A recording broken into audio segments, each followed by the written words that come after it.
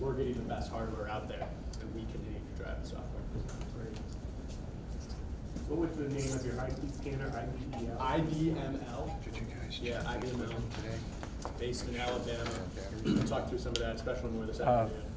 That people are having problems with that. Can I ask a question? Yep. How much weight is your ADA accessible case and unit?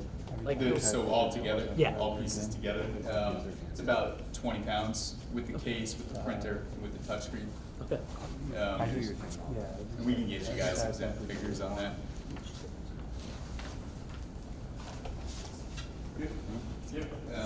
So the process of the ADA device, because this is printing out a machine-readable ballot, is a poll worker to enter a password for security purposes, right?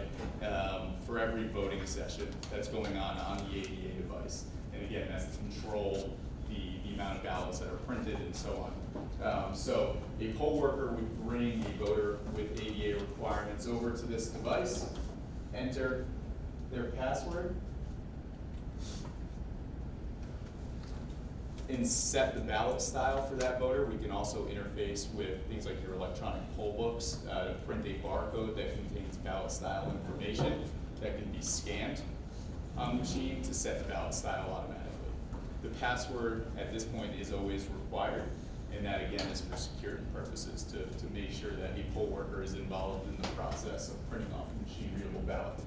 And there's no way to turn that off, is that what you're saying? We can't choose to be less secure than you would like us to be? As of today, that's something that we Okay. obviously can talk about. There. So I'll just manually select the ballot style, and you'll see the interface pop up, and with that, I'll let Kier pull that up on the screen as well.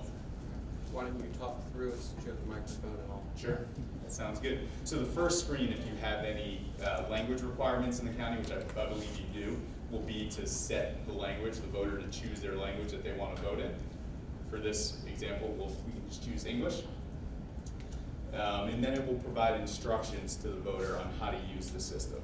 So if it was selected in a previous screen that they were blind, for example, and had to use the keypad that was attached, it would provide specific instructions for that keypad.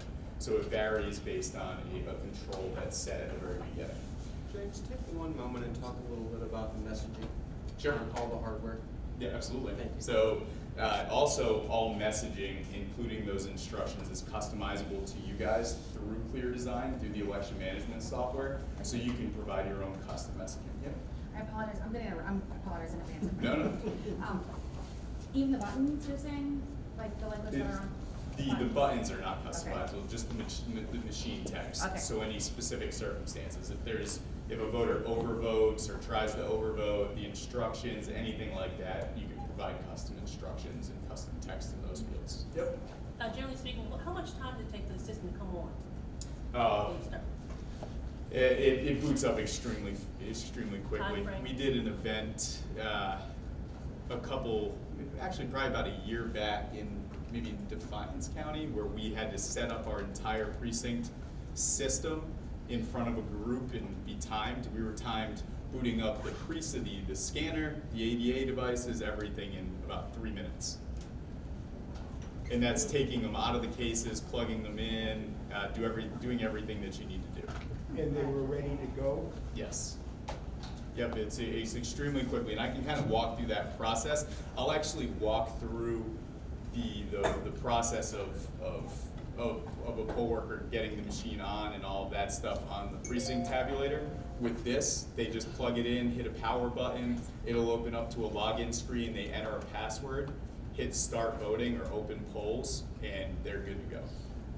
Once you're finished demonstrating this whole ADA system, would you be able to kind of tear everything down and then put everything back up so that we can see, exactly what that process is with all the different components? Sure, absolutely. Anyway. Okay. So we just stay here? Yeah, no, you can go to the next screen. Actually, can you go to settings very quickly as well?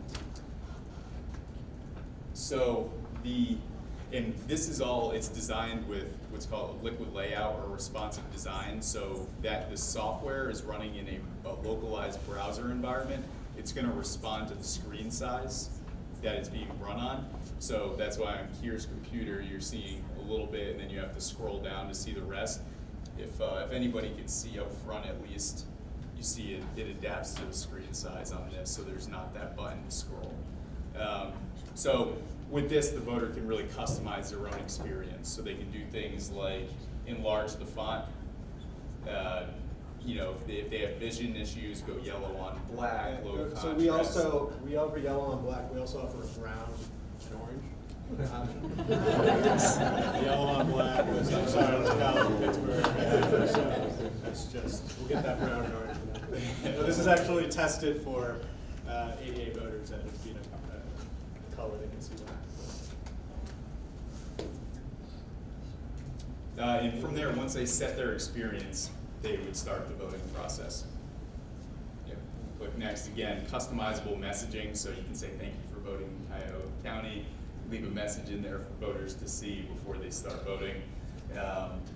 And from there, they would mark their ballot. And this does everything that you would expect it to do. So a voter can select the race. If they try and select more choices than are allowed, it won't let them physically. If they don't vote on a specific contest, it's going to warn and ask them if they want to proceed. Even small visual cues for the voters. So as you can see right here, without a candidate selected, the bottom right says skip and remains gray. Once Kier selects a candidate, it'll turn green and say next. So again, this was an EAC funded project with the Center for Civic Design about what the most accessible ballot marking system would look like. So it's designed to even just have small visual cues of how to guide a voter through the voting process. Ultimately, once you go through all of the races, you'll come to a screen where the voter can review their votes. They can obviously always go back and change anything if they so chose by clicking on it. And then once they're finally done, they have all of their correct selections, they can print their ballot.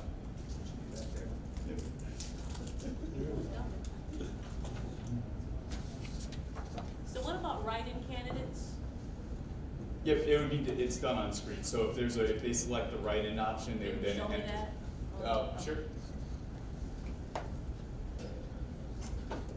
Marlene is on it today. Capital questions in a minute. We're in capital also, just a second, don't worry. Yeah, so you can accommodate write-ins. Yep. And then if somebody tries to overvote, does it give them a message saying you've overvoted? Or? It is set so it will not let somebody overvote. Oh, okay. Yeah, you cannot select more than the allowable amount of choices. This is the warning. Yeah. Gotcha.